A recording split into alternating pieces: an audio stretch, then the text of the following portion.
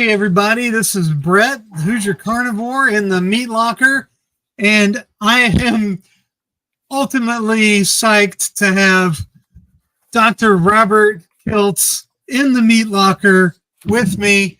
Dr. Kiltz, thank you so much for being here. Oh, Brett, it's my pleasure. This is a great spot to be, and we're going to have a great meal after this, I can see. Oh yeah, I've got a ribeye ready to go on as soon as this is over. Oh, so, very nice. Very nice. I'm going to meet up with a couple of friends after this. Going to have some great ribeye for sure and enjoy. All right. Well, hey, now that you're here, we got some people coming in. Why don't you introduce yourself? Tell us a little bit about you. Not that anybody doesn't already know, but can hit the highlights. Well, Dr. Rod Kiltz, I'm a obstetrician gynecologist that also is a reproductive endocrinologist, a fertility specialist, and trained in standard American doctoring, and I kind of still practice a lot of it. Probably around 20 years ago, I started incorporating meditation, prayer, yoga, acupuncture to my fertility practice. And then some of my patients were doing this thing called paleo diet, and I had no idea what they were talking about.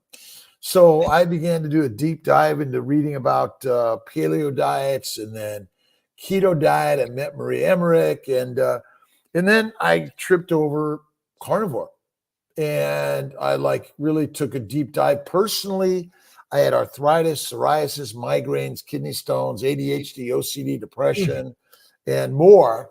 And keto made it better, but carnivore cured it all. And now I've just been blogging about it for years, and I've been almost full on carnivore for almost 15 years. I'm 68, almost 69. And this is the best amazing space to be, where there's so many amazing people, both in the keto space, the carnivore space, and we're really all just learning together. Yep. I'll tell you what, I've met you in person at Hack Your Health, and dude, you're a good looking 68 years old. I always say I'm 90, and everybody says, wow. But yeah, no, I got to tell you, I do walking, light weights, and I typically do one meal a day. It's fatty meat.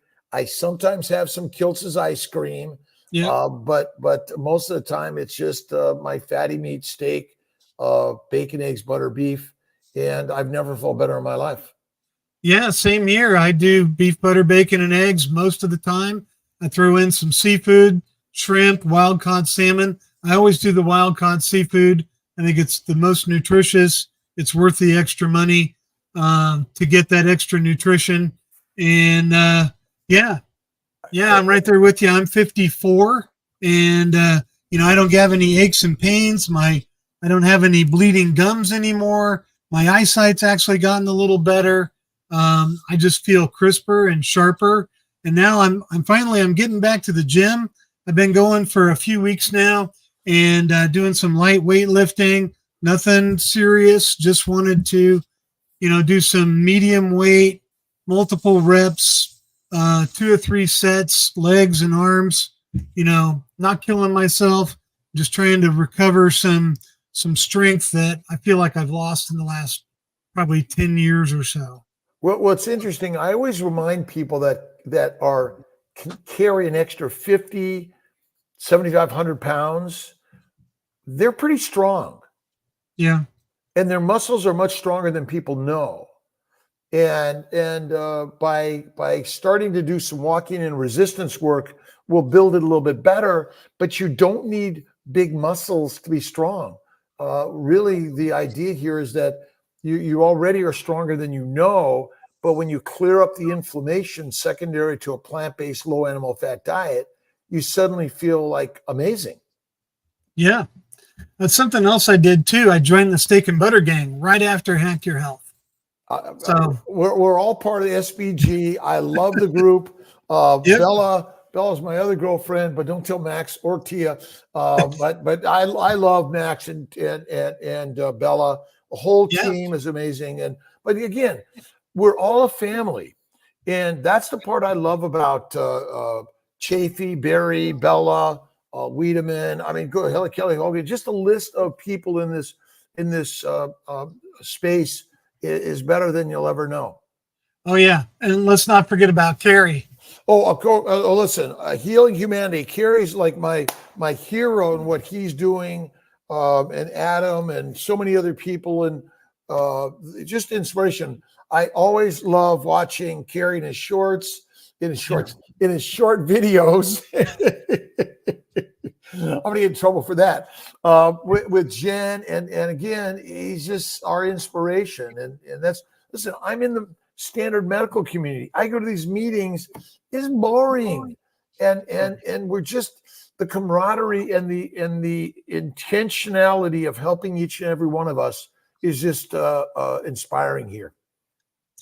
Well, I just wanted to thank you again for coming on. And for those who haven't seen this, when we were at Hack Your Health, Dr. Kiltz signed my board. I have this cutting board, and it's signed by several people that were at Hack Your Health. Carrie, Dr. Chafee, Dr. Baker, Bella, they all signed it. And that's one of my most prized possessions. So I just wanted to show that off to you. And while we're talking about Healing Humanity, I just wanted to do a quick plug. I'm having a meetup this Sunday, and I rented a space at a shelter at a park that's on a lake. It's in a beautiful park here on the north side of Indianapolis. And I'm actually going to be, we're going to be grilling out. It's a bring your own meat and grill it.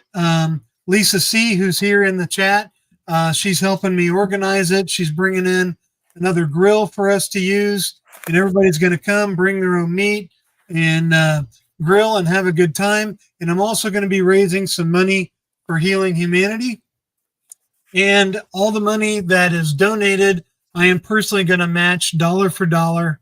And then we're going to do some giveaways, and it's going to be a great time. So that's Sunday, August 4th, starts at noon. I've got the pavilion. It holds 100 people. We're going to be there all day, hang out as long as you like. There's going to be a great crowd. I think I've got 20 or 25 people already signed up to come. So, so it's going to be a really good time. And Carrie sent me some stuff to give away too. I've got some Healing Humanity shirts. I've got one of these. Nice. Okay. Good. It's going to be given away, and some bumper stickers. And I've got a couple of books. And I'm also restoring and giving away a 90-year-old Griswold cast iron skillet that I acquired, and I'm restoring because I love doing cast iron. I love cooking in cast iron. And so I'm giving away as kind of the grand prize a number 9 size, which is a really decent size skillet. Flat bottom, large logo, very collectible, nice cast iron skillet. So I love it. I wish I could be there. I'm at Keto Orlando Summit this weekend, Friday, Saturday. So if you're here, we'd love to, people to stop by and share all the great energy. Yeah. I know I was on with in the Carnivore and the Keto Cookout in Russ from Homesick Buckeye. He's going to be there, and you're going to be in good company. There's a lot of great carnivores that are going to be there. So if any of you are in the Orlando area, I see Ellie from Nourishment Redacted is in here. She lives over by Tampa, so I don't know if she's planning on going or not, but it'd be great to see her there. And talking about it, Hack Your Health, it's going to be in Tampa next year. Absolutely. Yeah, I can't wait to go, and we're going to go back again. We're going to do another meetup. We're going to probably do some other get together like Carrie did this time, and we're going to get all you guys together and cook steaks for you. It was a real pleasure making a tomahawk ribeye for you and Dr. Chafee and Dr. Baker and Dr. Ovadia, and for Carrie and Bella and all the people that were there. It was a lot of fun. Me and Ashley had a great time cooking for everybody. it was pretty awesome, and to see so many of our really top notch people that are sharing such great energy, Chafee and Baker, and just again, Bella was. I mean, just amazing people that were all. I mean, I'm inspired and awed by these people. That's the more that I think is really. I'm learning from each and every one of them. I watch their videos, their lives, and get in the chats as much as I can. Having all those people in the same room at the same time was just an incredible energy. It was just, it's hard to describe, what it was like having all of you there.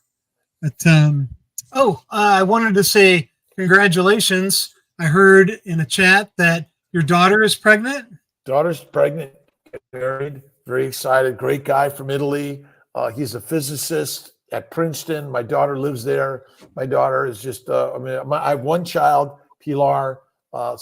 Very excited about. So this is your first grandchild. First grandchild coming. So you're going to be Grandpa Kiltz or Kiltz. Granddad, or what are they going to call you? Kiltzy, probably. Kiltzy? Kiltzy. That'd be great. Yep. All right. We did see one question up here. Let me highlight it.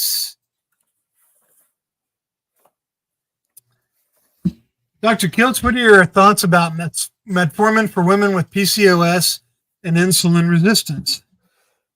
Polycystic ovarian syndrome, also known as plant-caused ovarian sickness. All right. And insulin resistance, I don't even like to use that term because I don't believe insulin resistance exists personally. But they use metformin in order to control as an oral agent type 2 diabetes, which I'm not a big fan of. A lot of my docs love to use metformin. I rarely prescribe it. I talk more about nutrition and how important minimizing, eliminating plants, maximizing fatty meat is. So I tend not to use the metformin very much. I'm a big believer that insulin resistance doesn't exist. Insulin's job is to make fat in the liver.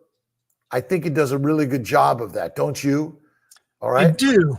And I recently saw a thing where these people, these kind of newcomers to carnivore, were saying, well, our bodies run on sugar. Don't we need sugar? And, I just kind of explained to them, and you can tell me if I'm on the mark here. But I said, our body makes all the sugar that we ever need. Our liver, if we're running low on sugar, our liver will convert protein to glucose, and we get all the sugar that we ever need just from eating meat and fat. I guess the question is, what's the function of sugar? Yeah. To maintain, why do we need a blood sugar level? Well, glucose is just another monosaccharide that's critical for the glycocalyx and the glycobiome.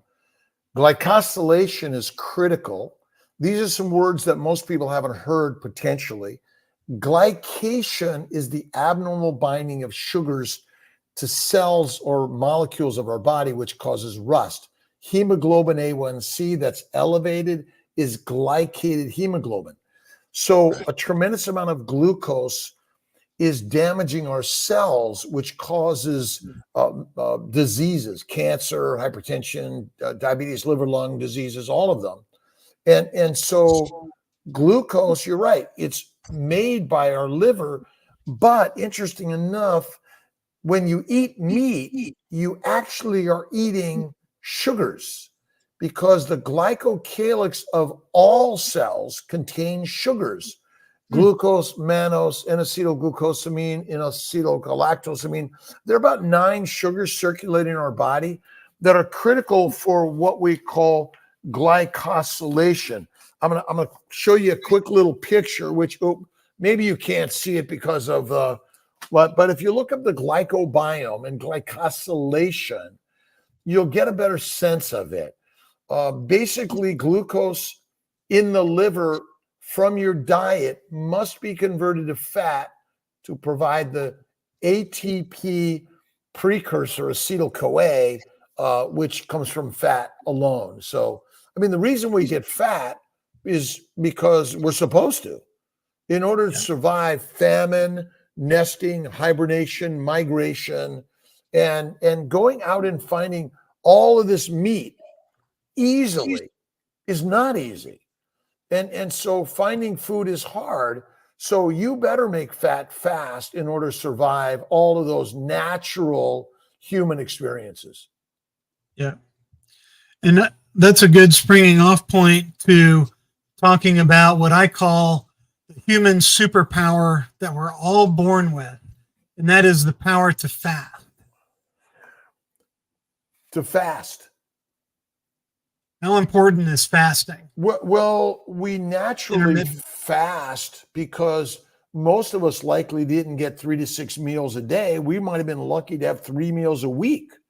So we're naturally fast because we didn't have all the food at our ready access.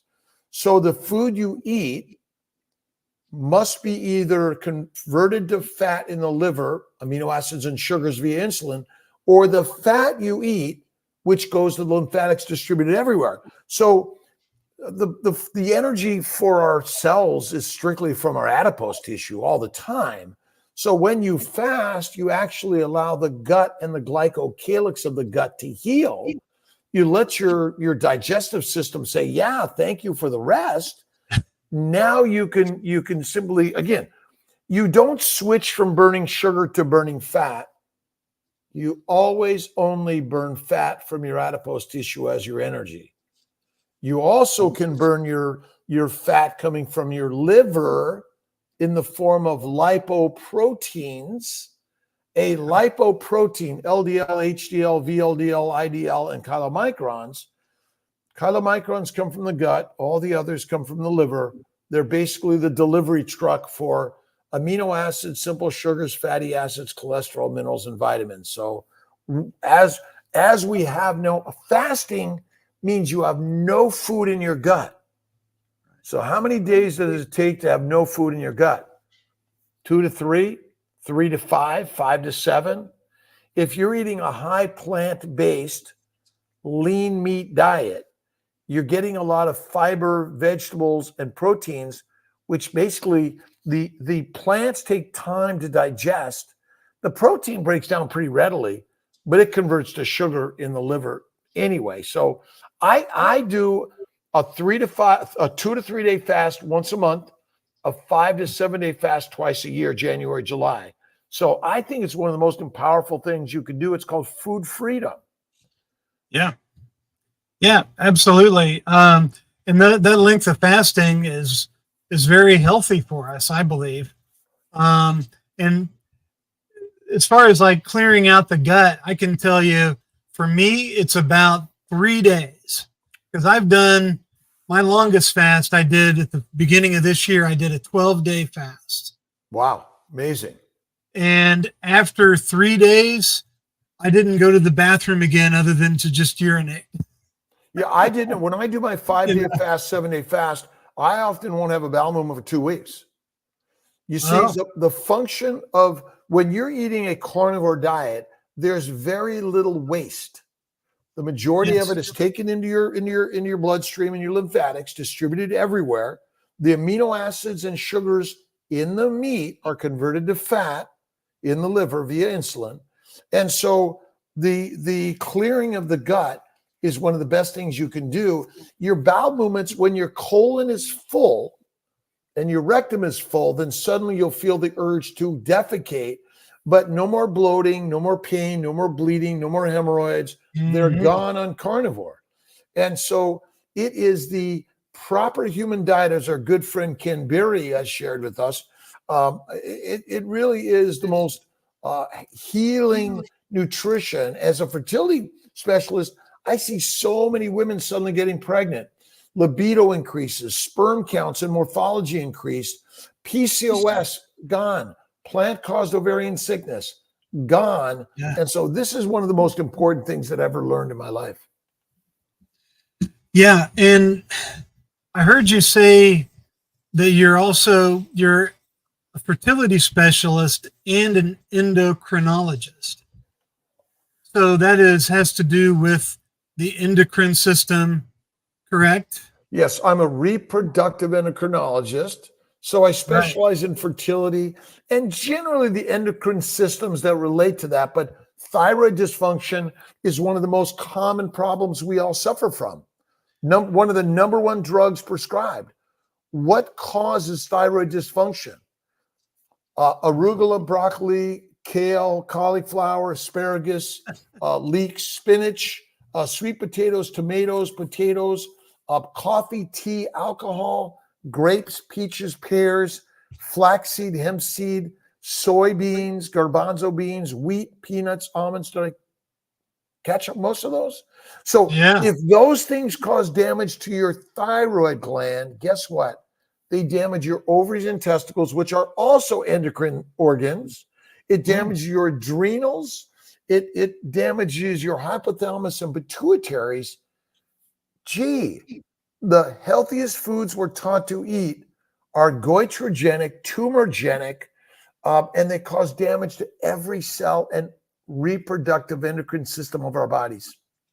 Yeah, I think, if you heal your endocrine system, carnivore heals that endocrine system.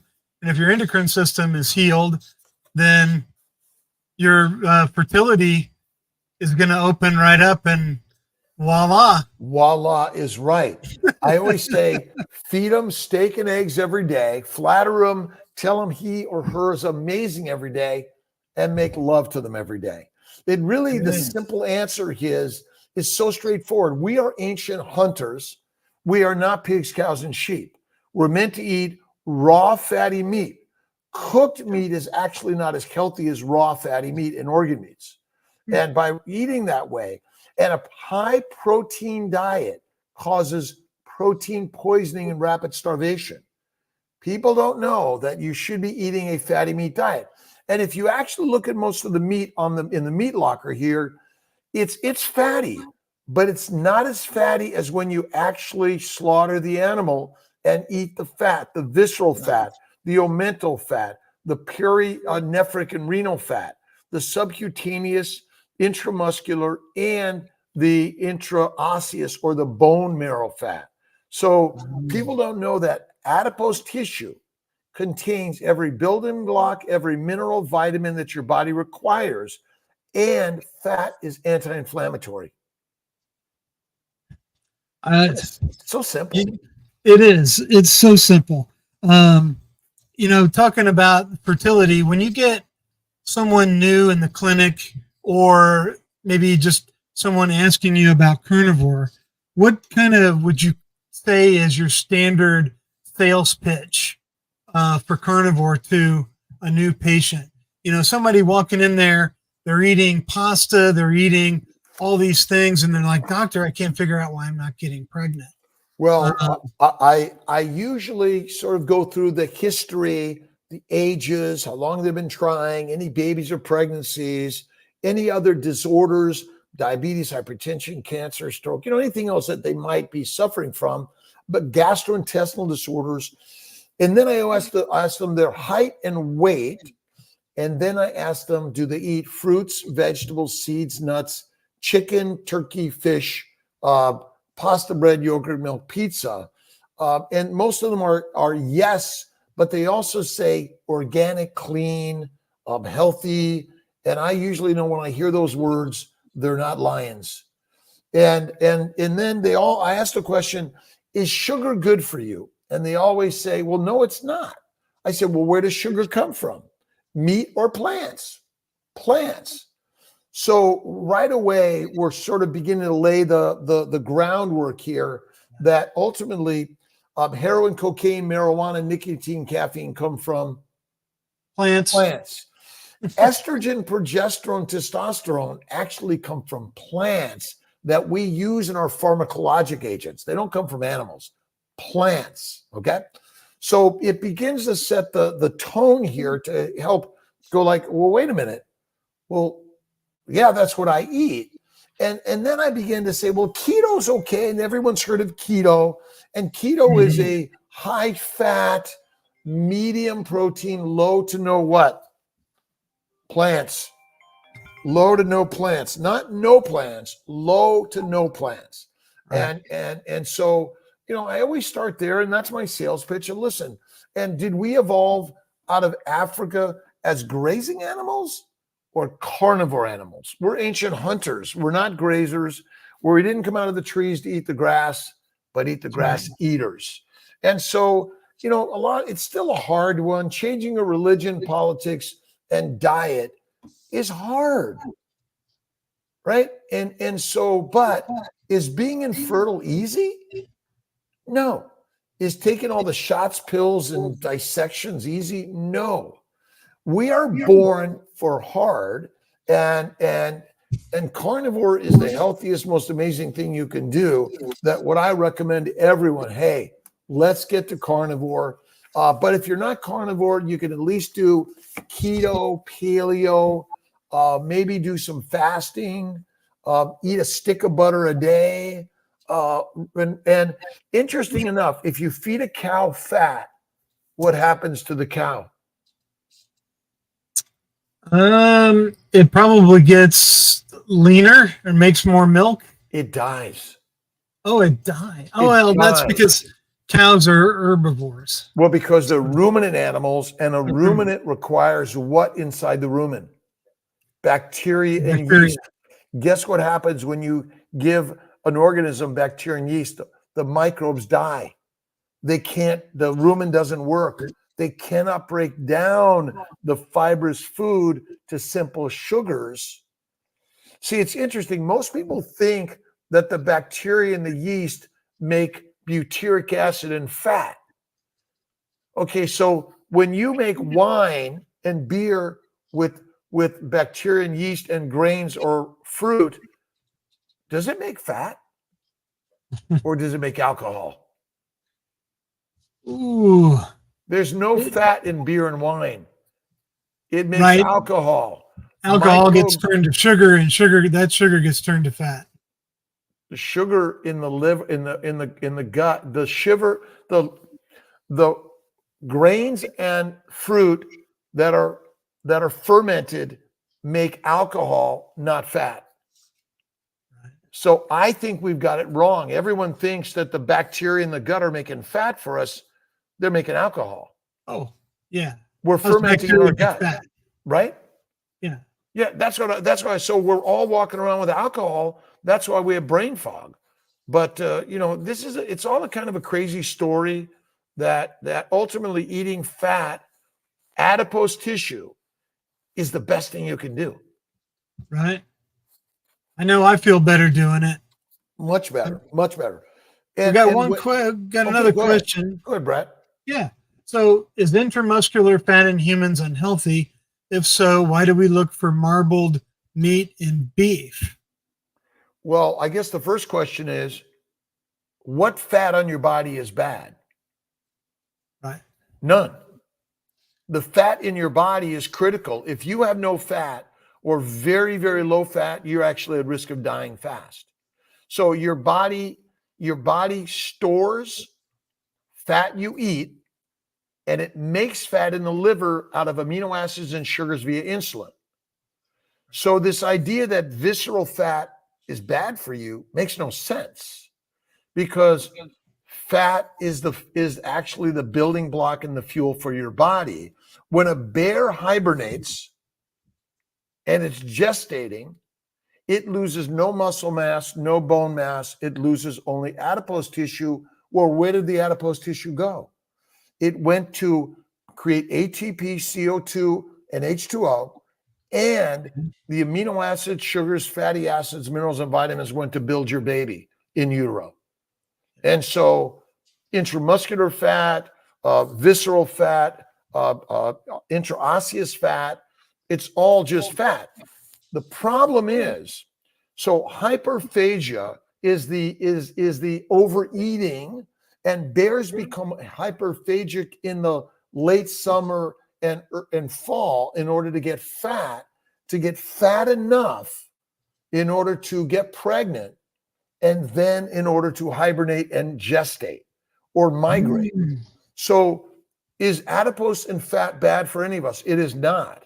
But because we're eating and eating and eating constantly, never stopping the day you're born to the day you die, 99% of people are eating fruits, fiber, vegetables, seeds, nuts, lean meat, no fat, which is glycating. And all of our diseases start from in utero and take us through our lifespan until death. And so what fat is bad? None. Obesity is not the cause of disease. Now, why is obesity linked to more diseases? Probably just by association. Right. What did you eat to get fat? Yeah, you ate the carbs and sugar and. Well, I like to say plants. Because where do carbs and sugar come from? Come from plants. Where does heroin, cocaine, marijuana come from? Yep, plants. Right. Isn't this pretty amazing? So if you have an overweight friend that goes carnivore, how healthy do they feel in 2 to 4 weeks, losing almost no weight? They still feel Amazing. much better. Amazing. Yeah. So the last I looked, if you're skinny and a famine's coming, war, pestilence, disease, or hibernation or migration, you better have some fat on your body. Right. Yep. Totally agree. Hey, I got a question from Ava. Question, thank you. I wanted your advice on this today. Today is my day 1 on carnivore diet. Nice. Amazing. I ate ground beef, some poultry with skin, bacon, and I'm not hungry, but have huge cravings. Any advice for a beginner, please? Enjoy. Yeah. Enjoy. Listen, we're here to enjoy food. When you go carnivore, you may for the first week, 2, 3, or 4, like overeat. You might gain some weight because carnivore doesn't mean you're going to be skinny, by the way. All right. Right. But suddenly your inflammation goes away, your brain is clear, everything feels better. And you realize that this is the proper human diet that we've all been meant to eat. And the propaganda is telling you eat fruits and vegetables, seeds, nuts, and fat, and being fat's the cause of disease. So listen, it might take a week, 2, 3, or 4. Enjoy it. If you want to do 2 to 3 meals a day, you want to have some snacks, you want to try some of Kiltz's ice cream, enjoy. But it will go away pretty quickly and you'll feel more amazing than ever. And so, I love food. I sometimes have a cookie, cake, or ice cream and I don't lose my shirt over it. I still feel fantastic. But I make sure I add fat, cream, iced cream, sour cream, butter to any of those things in order to balance out the fat and the plant sugars or the meat proteins in my diet. So Eva, I don't know where you're starting from, but congratulations on starting. That's a major, it's a big win. Today's a big day.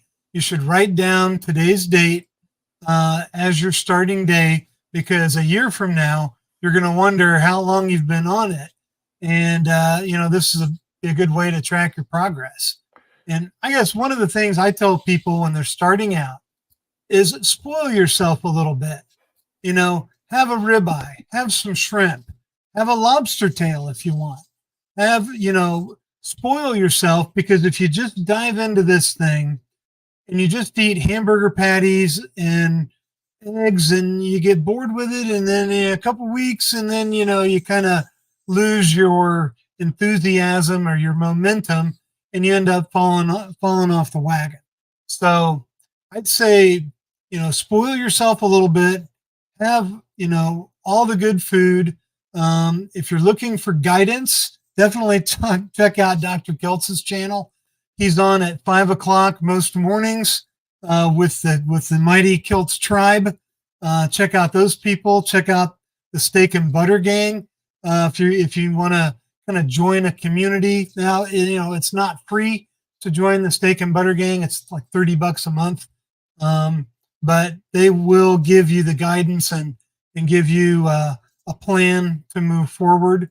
But yeah, congratulations for starting, and we're here for you. We're all here for you. Oh, your mic is off.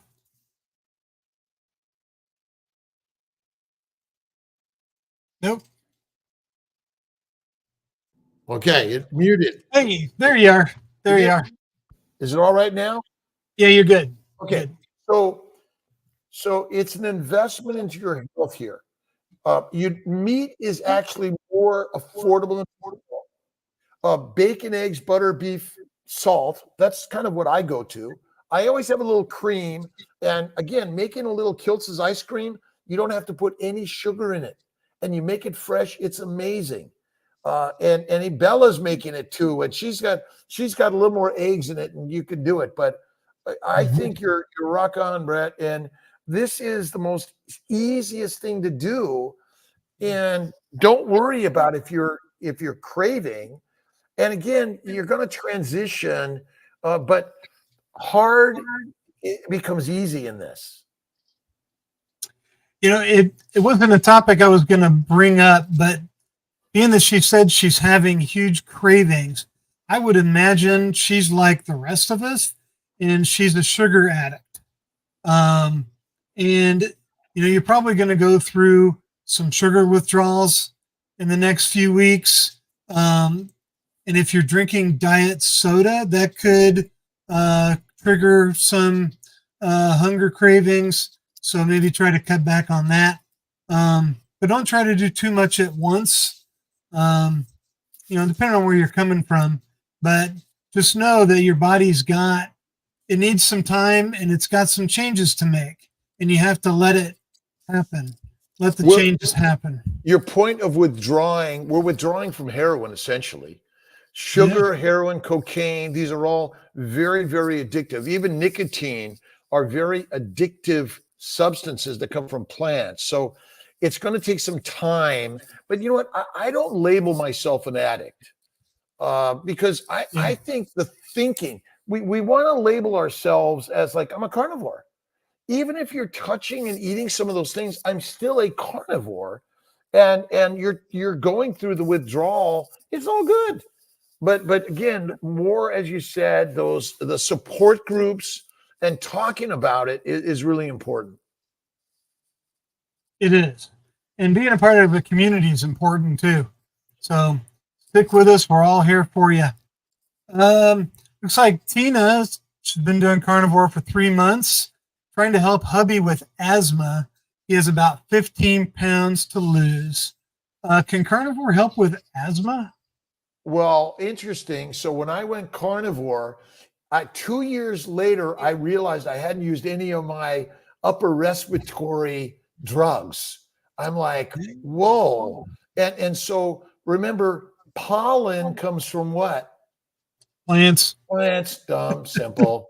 And the glycocalyx of the plant is highly inflammatory to our bodies, both in the respiratory, the gastrointestinal, and then throughout our circulation in every cell of our body. But absolutely, carnivore is the kick-ass most amazing thing for all diseases, including asthma, which is a big killer. And so everyone thinks the pollen in the air is the worst thing. Nope, it's the pollen in the plants of the food you eat. And remember, we don't lose fat, we use fat. Fat is the fuel for the Ferrari. We never use or burn sugar as energy. We use it for the glycobiome and the glycocalyx. And so I don't ever tell people to lose weight, ever. When you go carnivore and you're on the proper lifestyle and suddenly you're getting to the gym regularly, or you're going for a walk and lifting some weights, or you're going to the art studio or whatever you're doing, the extra pounds will be like gone if you're so worried about them. I always say weight loss is a carnivore side effect, not our main goal. You know, the main goal is to heal the 40 years of abuse, of abusive eating that you've put your body through, and now you need a chance to heal. And I've got kind of a theory that I've put out there, and you can tell me how, if I'm on track or off base. But, we've all got DNA. DNA is the blueprint for all of us as humans. The only way we as humans don't reflect what our DNA says we should look like is through our voluntary abuse that we put ourselves through with diet, exercise, lack of exercise, bad diet. And if you get on the proper human diet, your body will naturally restore itself to the blueprint. It's not very medically sophisticated idea, but it's my theory. I tell everyone science and medicine is just too complicated. Keep it simple. Yeah. There's nothing wrong with your body, the structure, the size, the age, the weight, the gender. There's nothing wrong with the metabolic process. We don't have a metabolic process problem. We have a plant poisoning problem and protein poisoning problem. And so, as you say, it really is, we've been brainwashed. Yeah. Slaves, soldiers, peasants, and prisoners. We're brainwashed. We're brainwashed since before you were born. Our parents, their parents, their parents, their parents. And so this is a controlling diet. A plant-based diet is controlling. And domesticated dogs and cats are wild lions and wolves. And when you feed a wolf and a lion a plant, they become docile, domesticated. That's it. And someone mentioned essential omega-3s, okay? I don't even really think we need to focus on those things because I have no idea how many minerals, vitamins, or which essentials are in the food I eat. If I eat the fatty meat, organ meats, I know I'm getting all the minerals, vitamins, and the building blocks for my body. And I've eliminated the toxins that are in the plant products that we've been so readily brainwashed to consume. Yep. So this is a new brainwashing. We're lying. It's a better brainwashing all day long. We're brainwashed through marketing, through medical advice, and it's going to be a tough hill to climb. Getting back to kind of healing humanity, humanity needs to be healed, in my opinion, not only physically but mentally. And the healing as you spend mentally, remember, it's all the physiologic environmental factors that we've been brainwashed and our brain is damaged. So when you go carnivore and you eliminate the plants, you can hear this story that you're sharing, Brett, and it makes sense now. Right. Yep. Can I ask a question? Sure. How long did it take you on carnivore to feel back to the lion that we really are? I would say I started feeling really good as soon as I started beating away my sugar cravings, probably at about 2 months, maybe 3 months. I felt great. I started feeling good almost immediately, but I really started feeling my best probably 2 to 3 months in. Amazing. Yeah. And now I'm a little over 500 days now. And feeling great. I started about the same time Carrie from Homestead House started, right around St. Patrick's Day of last year. Cool. I've heard you say before, we're overhydrated. Drink less water. That's kind of the opposite of what we're told. Again, it's another message that we're constantly bombarded with, that we should be constantly hydrating, drinking like a gallon of water a day. Can you kind of take us through your philosophy on hydration? Well, we likely evolved around water holes, but going to a water hole can be very dangerous.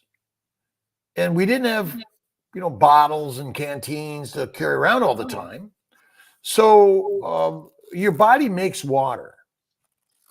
Fat is broken down into ATP, CO2, and H2O. And Yep. every protein you make is actually making water. And so we likely dilute our bodies and our both our gastrointestinal digestive processes, and we're likely overhydrating because most of it is just going out in our urine. And this idea that it cleanses our bodies, I mean, it's not like washing ourselves on the outside. Your body knows what it's doing anyway. So my bet is, I'll often do a dry fast for, a couple of days a year, but not that often. I do mostly mineral water personally. I'm off coffee now I didn't drink it at all last year. I love coffee, but I've been off it now for another 5 months. And so I think we just drink too much water. Again, what other organisms drink as much water as we do? Carry around a bottle all the time. Almost none. Look at the animals. You get most of their water from the plants they eat. And when you eat fat, guess what fat contains? Water. Yeah, I guess that's why I didn't know at Hack Your Health if you caught Dr. Berg's thing he did about fasting, fasting with doing a dry fast, and how we can still stay hydrated through a dry fast. And I'm glad that you mentioned, that we create ATP, CO2, and H2O from using fat. ATP powers our mitochondria. We breathe out the CO2, and then we hydrate ourselves internally with the water. We pee out our extra water. But yeah, you're making enough. Now, if you're in an environment where you're losing a lot of water, that's when you become dehydrated. Right. But if you're in an environment where you're not losing a lot of water, and your water needs are much less, your hydration with water is much less, and likely we drank water from a pond that was full of minerals and other salts that I think are critical. So again, I agree, just much less. But we're so used to it. It's kind of like the brain is saying, "Oh, drink." So, how do we know if we're properly hydrated? Drink when you're thirsty. Yeah. Drink when you're thirsty. That's all. I kind of go by the color. So I know if it's clear, I don't need to drink any more water for a while. Well, I agree with dark, that. I probably need to drink some more water. Although no other animal looks at its pee or poop in the way we do. That's true. And so I just once again imagine, well, I'm thirsty. I go a whole day without drinking water. Quite often, I fly an airplane and I don't drink water purposely because I don't want to have to pee in the plane. And so I find that, wow, I went like 8 hours without drinking anything, and I'm still got to get out of the plane and go pee. And so I think you're right. Look at it. Like if someone comes to me and we think they're dehydrated, I say, let me see their urine. But for most of us that are just otherwise functioning normally, your thirst will kind of tell you that. But our thirst has been radically manipulated by the things we drink and eat, which I think makes us more thirsty. Yeah, for sure. Yeah, I kind of do the same thing. I'm in a couple of bass fishing leagues, and we're out on the boat for 8 hours at a time during a fishing tournament. So I always try to hydrate the day before, because I've read that you don't hydrate when you're drinking. You hydrate, you have to come into it already hydrated. And then I may drink like one 16-ounce bottle of water while I'm on the boat. I'll pee before I get on the boat, and then I'll pee after I get on the boat. And I never have to pee while I'm on the boat. So and I never, and I don't feel bad, and I don't feel overly thirsty. So yeah.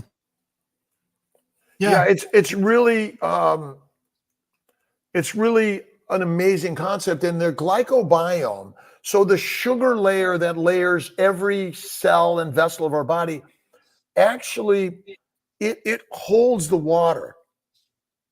It grabs onto it, right? Mm-hmm. And so our glycocalyx that's properly cared for. So the more sugar you eat, the more damage to the glycocalyx, which causes leaky gut, leaky vessels, which doesn't hold the water properly, which actually contributes to diarrhea and fluid loss. So that's an important thing. And the fact that we need to drink, we feel like we're thirsty because the glycocalyx isn't holding on to the water the way it should. And just kind of imagine, right, the soil that has plants in it, it tends to retain and hold more water than soil that has no vegetation. So the glycocalyx is like the plants in the soil, which is critical for the epithelial survival. We got a question here from Ellie at Nourishment Redacted. She's got a great channel. You guys go check her out. Still constipated on carnivore after 15 months. Bristol type 1 once a week. Then I have times where I have painful cramps and lots of gas. Going to the doctor soon. Well, 15 months, still a lot of healing. Think of diverticulitis, diverticulosis, colitis, Crohn's, IBS. These damaged diseases take a long time to heal for some people. Plus, you may have an abscess or a diverticulosis, which is also highly inflamed and take a long time. So now, constipation is bloating, pain, gas, often bleeding. But if you actually, fatty meat fasting is one way to heal it. Add more fat. Magnesium will help with that. But I think it just takes a long time to heal, and from time to time. Now, again, I poop harder when I go more longer with fasting. And it takes a while to come out. I've got to wait for the colon or the rectum to fill up, then to press on the rectum anus and say, okay, it's time to open up. The problem is we have such neuroses over our bowel habits. Our brain is like, oh no. And so it takes time for the connection between the colon. The other thing about the colon, remember that's neuromuscular. So the nerves and the muscles have been damaged after years of a standard American diet. Remember, a standard American diet is low in fat, high in plant fibers and protein. So all the neuromuscular disorders take a long time to heal on a fatty meat fasting diet. So a little bit is just patience. Get yourself a colonoscopy, make sure, go to the doc, make sure nothing else going on. Sure. But I would say most of it is get a squatty potty and be patient. Don't ever, for me, I can't predict when I'm going to have a bowel movement. I don't have it every day, maybe every 3 to 5 days. Sometimes I go 2 weeks, no more bloating. I feel great. But I sometimes get a little neurotic when it's been 2 weeks. I wonder if I'm going to blow up or something. Right. You can't help but to get nervous if it's been 2 weeks. Right on. Right on. But you're right. It is so bad. And I've had such really tough times and hard stools. But I think it's because I went 55 years and it takes time. It may never heal up completely to what it should be if you were always a strict carnivore. Yeah. I guess one thing I would tell Ellie is up the fat until things loosen up. And I think I've heard Dr. Chafee say that too. And maybe track your macros through Carb Manager and actually see what your fat to protein percentages are. Maybe your fat is a little lower than you actually think it is. And I don't know what you're doing to track, but interesting. Most fat you eat is absorbed in the lymphatics, never makes it to the colon. Never mix it. You almost never see fat in the toilet. It's That's not true. getting down there. It's Yeah. absorbed in the lymphatics distributed in your body. That's really it.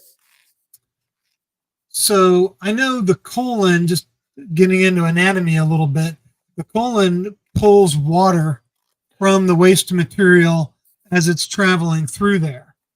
So obviously all that water is getting pulled out, that stool's getting hard, and then it's having trouble moving, I guess. No, because it's trouble moving, not because of its shape or size or texture. It's having trouble moving because the neuromuscular bundles of the colon have been damaged due to chronic inflammation. Remember, fermentation of fibers and plants and sugars in the colon are highly inflammatory. Yeah. Heat, gas, alcohol. What does alcohol do to your neuromuscular bundles? It damages them. So I believe it's not the size, shape, but in general, if you already have this very mega colon, and so now your mega colon is being damaged. Remember, why is it on a fiber-filled diet, the colon's always moving? Because the colon says, this is inflammatory stuff, get it out of here. And if you're having a bowel movement every day, well, then your bowel is always filled with inflammatory stool, right? Yeah. Does the body want to hold on to inflammatory stool? No, it wants to get rid of it. Now, when you're on a carnivore diet, the stool is not inflammatory. The colon is not saying, "Oh, I better get rid of this." But remember, most of the food is absorbed. You have very little going to the colon anyway, so it takes time to get enough stool packed in it to send it out to the dump. Send it out to the dump, literally. That's it. That's it. And remember, a bowel movement is normal. My bet is it's normal less frequently on a carnivore diet. Now, let's say we eat the animal.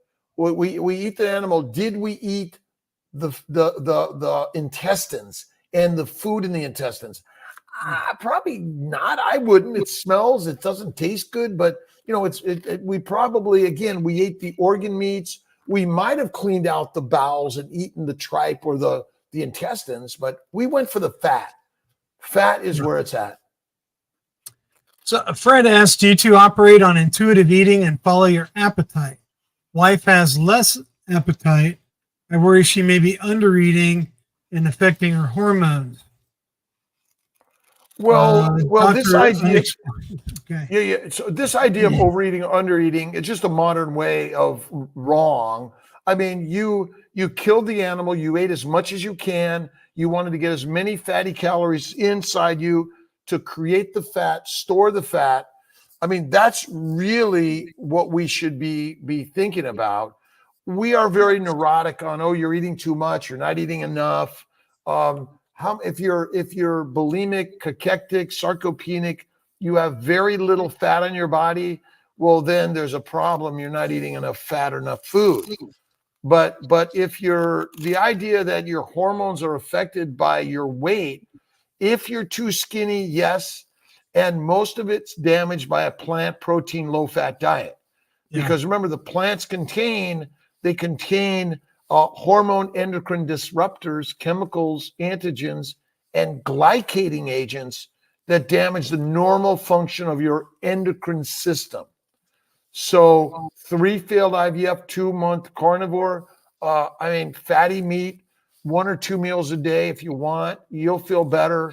More fatty calories is less likely to hurt you than under caloric intake.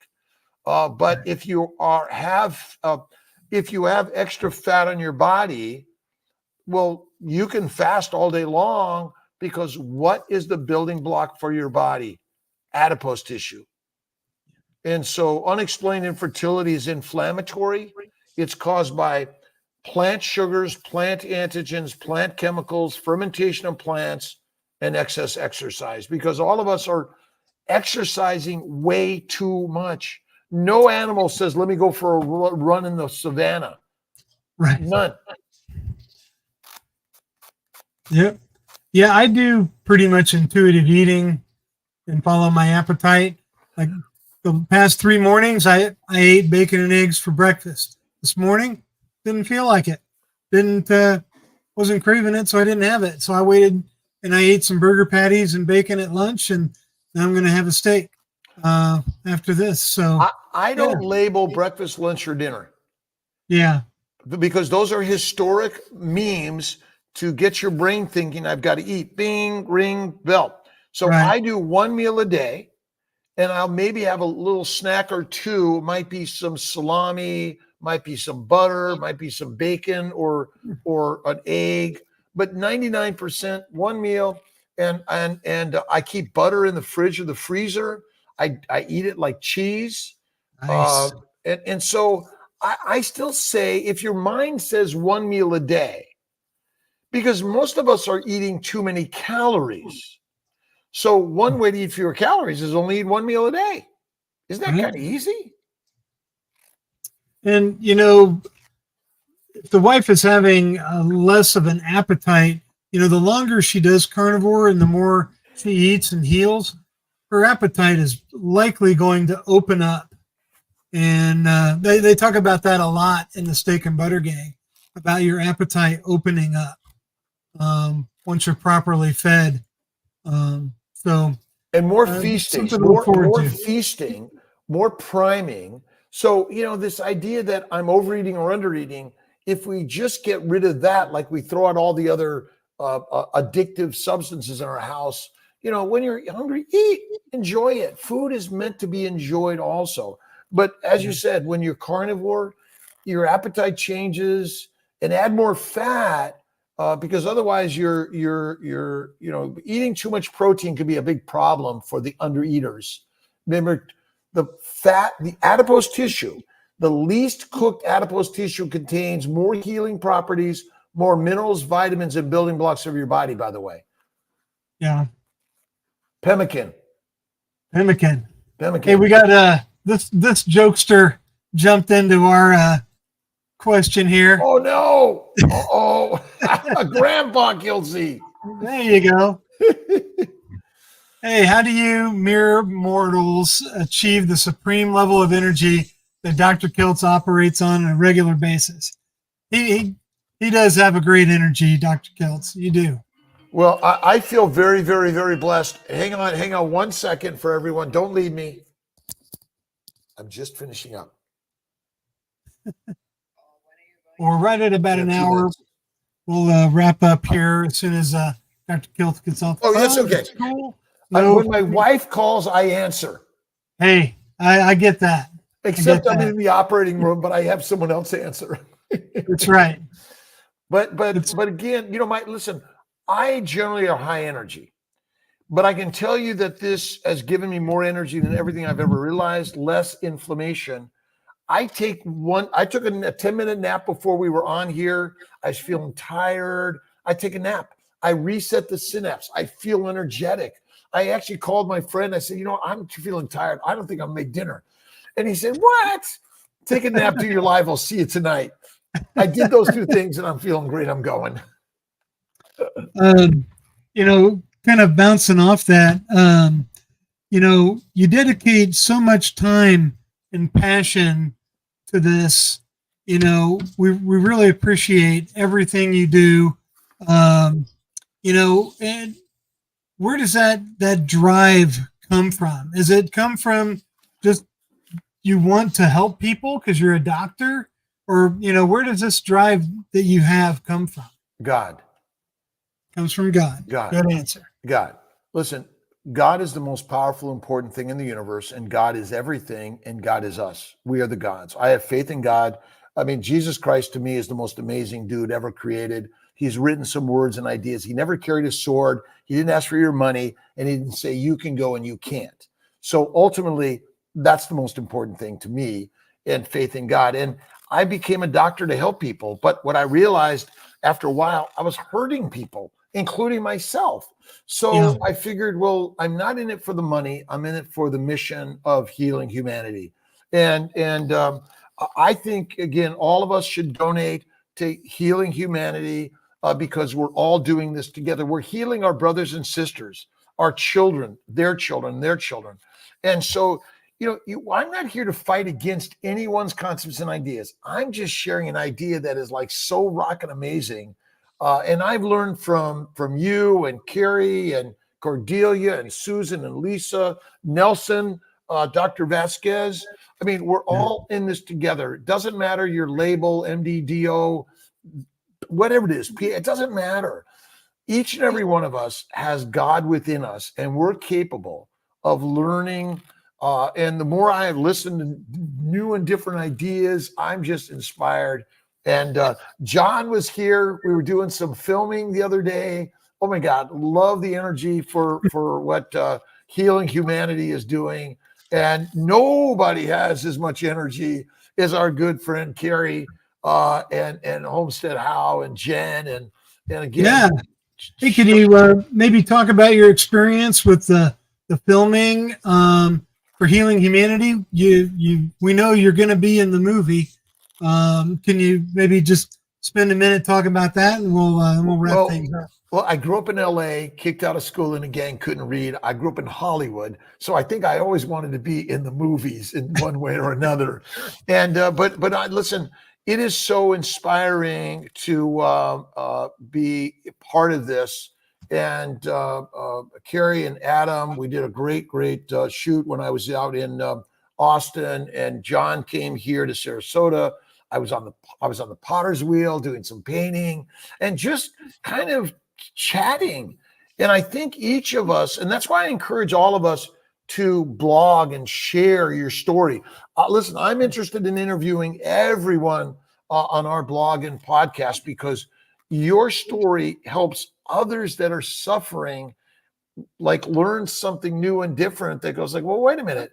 I got a call from a friend I haven't seen in like 5 or 8 years. He went to see my cardiologist because of his cholesterol. My cardiologist told him, oh, call Kiltz.